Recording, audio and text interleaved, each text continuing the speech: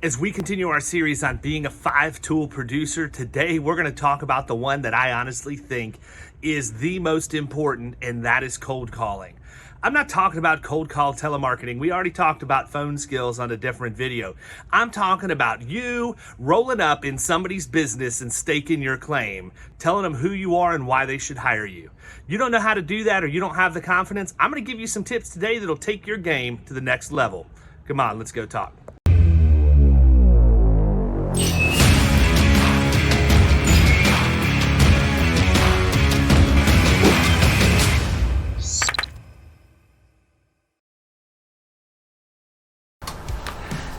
If you're going to produce in the middle market, you have to be able to do cold call marketing drops. And that's what I'm going to talk to you about today. It is by far the most important skill that a 5-tool producer has to possess to be successful. I had a guy on my team one time that told me that cold calling was outdated and antiquated and didn't work. And that guy's not on my team anymore. So that's how I feel about cold calling. There are a lot of things that you need to do, though, to be successful. I'm not talking about blindly walking into businesses. I'm talking about knowing what you're going to do before you do it and then executing to perfection. So the first thing you have to do is you have to plan your drop. You know, where are you going to go? Is it going to be all for a specific class of business? Is it going to be for a specific geography? I don't know, that's up to you. You have to decide what works for you, but you need to make sure you plan your marketing drops and cold calls in such a way that you can get 8 to 10 at a bare minimum every day that you have planned to do this. If you have a plan, you can use the app Road Warrior, put the beginning and ending address in, and then the addresses of where you're going to go in between, and it will give you the optimum route. So you're not wasting a bunch of time driving around while you're out cold calling. So plan your drops. That's number one. Number two, take something of value with you. You know, everybody wants to go in and vomit about how awesome their business is. And that's what you do when you're selling a product and you don't have anything else to cling to. But a cold-blooded killer in the commercial middle market is going to go in with the solution to a problem. One of the best things that we use at Florida Risk Partners is the wage benchmark for specific industries. So we can go in to an auto shop, for example, and we can drop off a benchmarking report that shows what the average mechanic is getting paid in the Tampa Bay area, the state of Florida, and then nationwide. Why would we do that? Well, because trades and skilled labor are depleted right now. And if we can show a business owner what the market is bearing from a wage standpoint, helps them answer a lot of questions. And guess what? It has nothing to do with insurance, but they're going to remember who the guy is that dropped that off. The third thing that you can do is you've got to psychologically prepare yourself. I don't know what that looks like. For me, if I'm going to go to a new business appointment, I can promise you I'm going to watch the 7.5-minute vignette with Alec Baldwin from Glengarry Glen Ross every single time to get me fired up. But if I'm going to go cold call, it may be the Metallica Black Album, to be quite honest with you.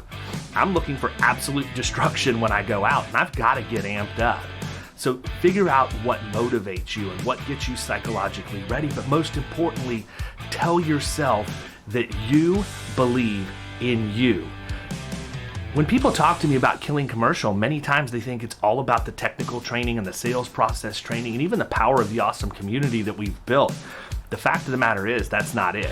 My number one job is I've got to be a psychologist and give people the self-confidence that they have deep down inside that they just haven't found yet. So get yourself psychologically ready to go in and be ready to crush it.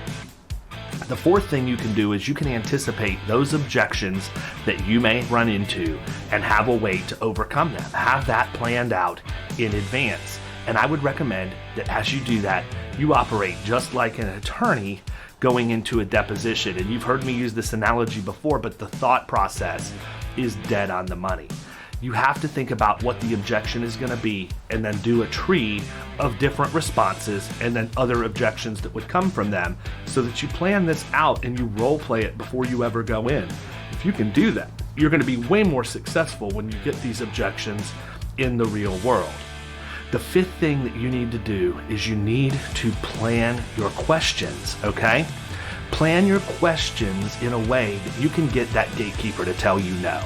We all know that gatekeepers have power trips, and they want to make sure that you understand that they're in control, and you have to let them do that. And the best way you can do that comes right out of my man Chris Voss's book, Never Split the Difference.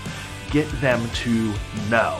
I've talked about it before in other content, where you just simply need to think about how you would ask a question to get to a yes, but instead reword that question so the answer you get is a no. When you do that, the person you ask the question to is feeling like they are subconsciously in control of the conversation. Meanwhile, you're the puppet master that's pulling the strings and getting them to do exactly what you want them to do. An example of that would be if I were to go in and say, do you know your experience modification factor? I might get a yes. But what if I said, are you happy that you're paying at least 40% more than your peer group for your workers' compensation insurance? That answer is going to be no every single time. And I'm going to give you guys a sixth bonus tip, but you got to email me for it. There's a form down here, or a link that you can click to request a copy of the actual producer schedule that we use at Florida Risk Partners that shows you how we schedule our week for our producers, and specifically how we schedule our marketing drops.